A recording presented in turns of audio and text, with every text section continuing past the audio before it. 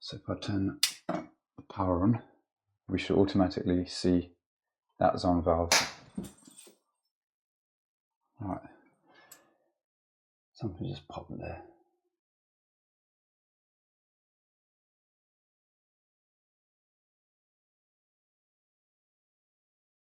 Happy Sunday, everyone. Thanks for tuning in to today's video. I've actually forgotten, what would I have? I've just finished editing. You know that's the effects of silly season in full swing and doing the night shift with Jessica. And basically I'm running on about probably 4 to 5 hours sleep a night on average. So it's not great. So it's affecting my memory. But yeah, it's got a few breakdowns on this one. We've got a towel rail, a Baxi, and a Nest. So 3 different things. Have a watch, let me know what you think, drop a comment below. Don't forget to like and subscribe if you haven't already. Getting close to the end of the year, getting ever closer to that 8K subscriber target that I've been looking forward to getting. Hope you enjoy it, have a great week. It's going to be a long one for me, and I'll see you all on the next one. Take care. Okay, first job I've got today is to replace this tower rail. Now this is a dual fuel tower rail, so it's running off the central heating and electric. But the one I'm replacing it with is just electric. So it's slightly shorter than this one, so I'll probably have to use those 2 brackets, but these 2 brackets will have to be moved. And all I'm going to be doing here, as soon as I take it off, I'm going to cap the pipework over here, and then I'm going to just literally hang it on the wall, wire it in with the new element, and that's this one done. So I'm currently just draining out the towel rail. So I've isolated both the valves for now, so we've got no water coming into it, but I'm just going to drain out the towel rail, get it off, and then I can spin this around, open this off, drain the pressure out of the system, quickly whip these off, put some compression caps on it. So I was thinking I can put some press caps on it, but just in case they want to reinstate a wet towel rail in the future, I could have done it on there, but on there, if I put a press cap on it, firstly, I don't think I've got space and it's going to mess things up for the future. So at least if I put compression caps on it, we've got the option to change it in the future if needed. So just letting this all drain down, then we'll whip this off and get the new one on. Right, towel rail's off the wall. Let's just dump the pressure out of here.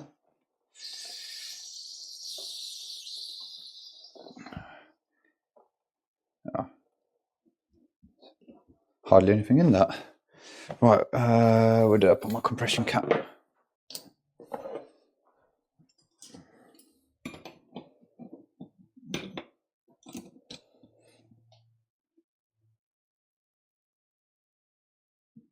What am I doing? Tightening it.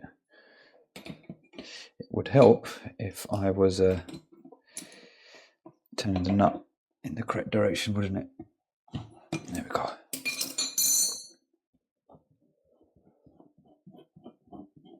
Okay, that valve was off. Compression cap.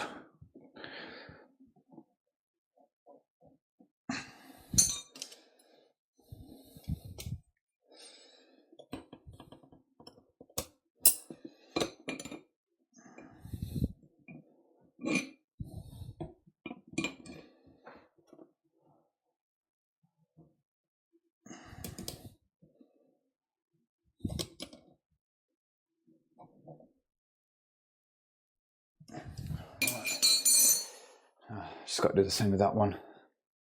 Okay, towel rail is all done.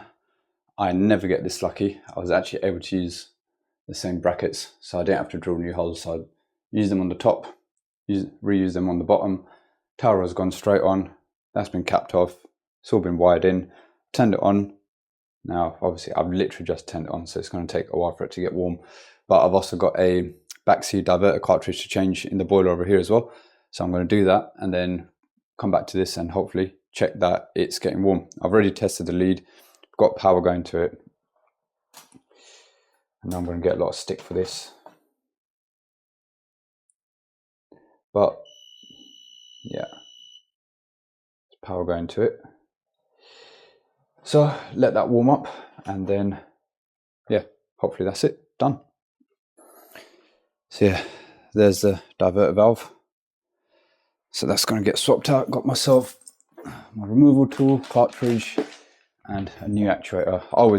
Sometimes the actuators can be okay, but I just swap them out for the sake of it, because what you don't want is if water's gone inside the motor, you don't want to get a recoil because it's shorting out later on. So if that's been leaking, I always change both the motor and the cartridge.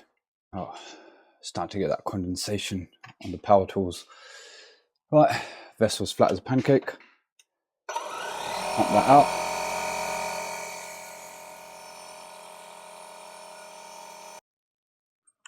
Right, let's get a bit of first person view action on here.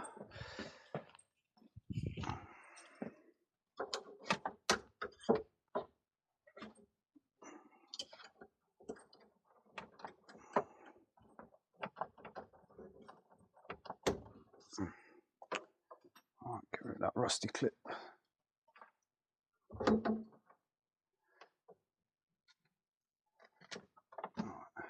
Go on the side there. Now pop that on. 13 mil. Crack. Come on, crack.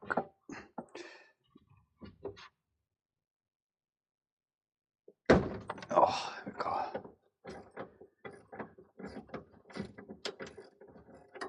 I hope it hasn't cracked inside.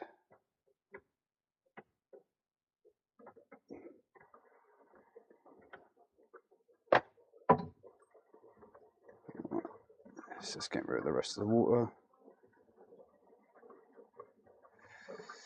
Oh, okay. It has cracked inside. But let's see. I might be able to pull it out.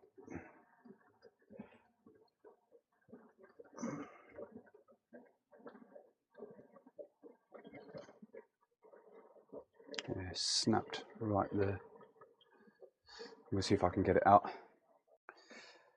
Oh, I'm going to try my hook and pick set to see if I can get it out.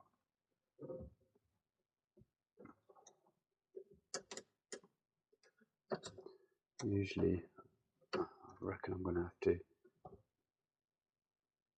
disconnect the flow valve underneath.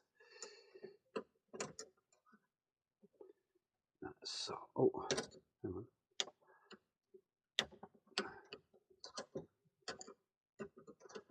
Got it to turn in there, so I don't know. Oh.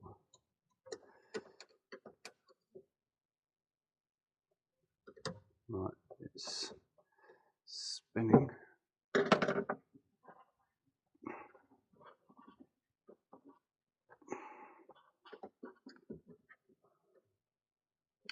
No, I don't think there's, the only thread is on there. There's no thread on the top, so maybe if I twist and pull, there we go. Got the other half out. Yeah, that's snapped inside. Make sure there's no bits left in there, so that's good. That was very lucky. And now let's wind the new one back in.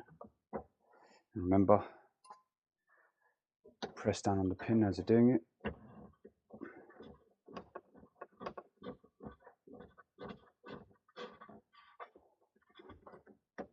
That just helps depressurize the water underneath.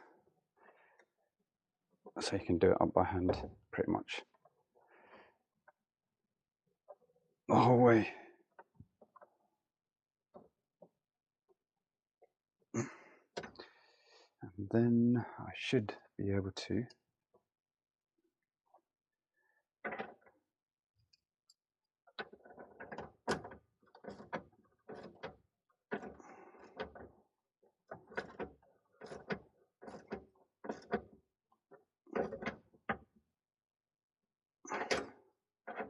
cool.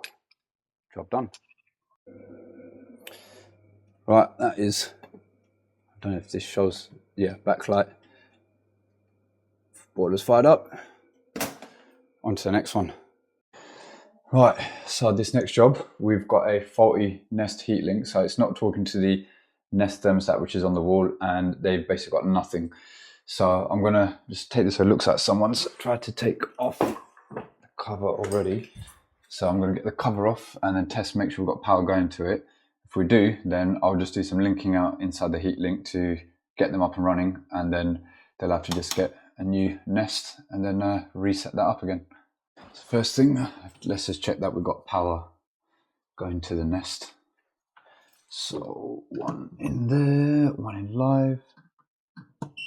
Yeah, 240 there. That's fine. Cool. Right, so we've got power going to there. That's linked into 2, which is then linked into 6, which is fine. So we should have power number 2, which we do. We should have power number 6. Oh, sorry.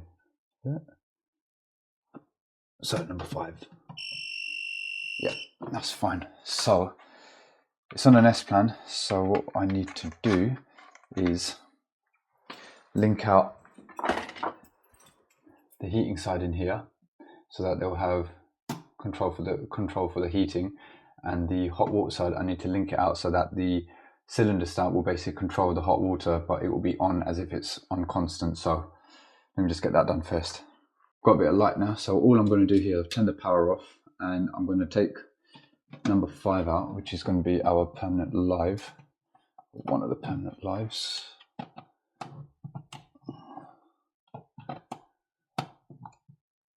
Oh, someone's really gone to town on these terminals.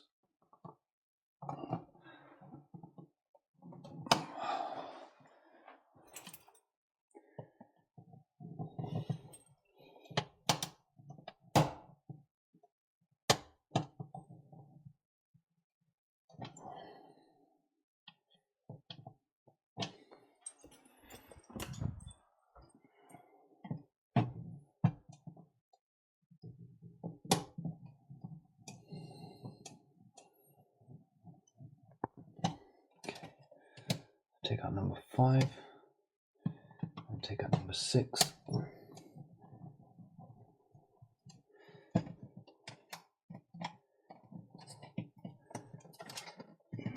Just this black one.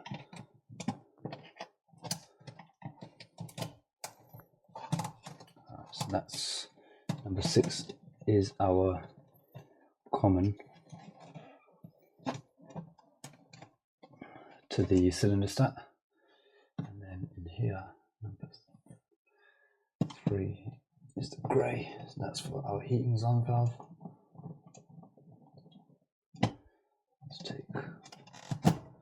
pull that out. Okay, here we go.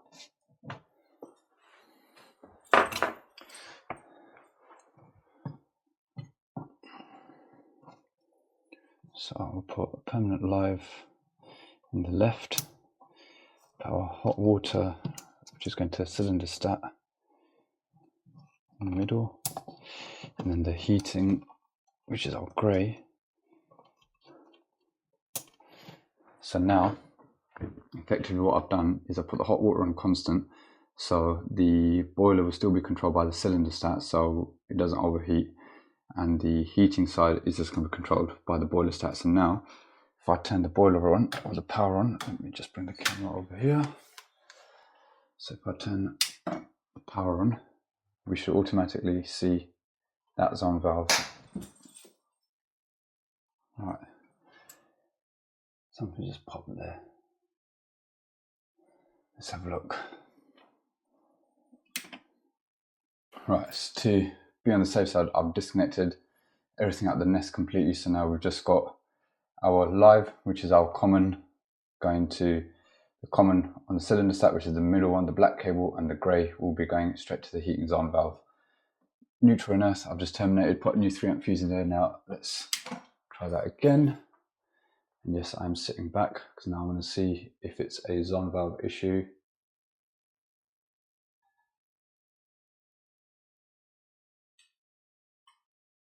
Right, no, that's fine. Both of them have motored over, both of them have clicked. That's fine, that's fine. So now, I've not got the boiler on at the moment, but if I check on the switch live, just put copper should be best anyway. So if I could try and do this with one hand. So that is my switch line. Yep, 230 on there. So if I turn the boiler on now,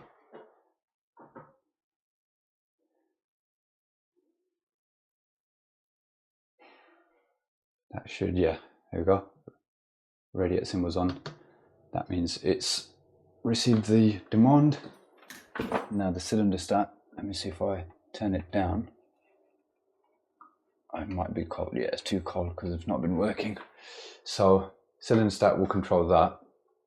And then the heating side, it's just going to be on permanent. So when they don't want the heating, they'll just have to switch it off from here. And the only thing is, for the hot water, they're going to need it on. So whenever they want hot water, it's going to give them heating at the same time until they get a new Nest fitted in. I could, well, there's no really way for me to sort this out unless I put the heating on another switch or something like that, which, yeah, it's long. But it's colder at the moment, so at least they've got some form of heating and hot water. If they don't need the heating, I'm just thinking, is there anything else that can be done? Do you know what else I've just noticed on this as well? Another S-plan that doesn't have a bypass. Why? Why do people not put bypasses on S-plan systems? Okay, I'll see. I'm trying to think if there's a way I can have the heating switched on and off rather than being on constant, or by the boiler stat.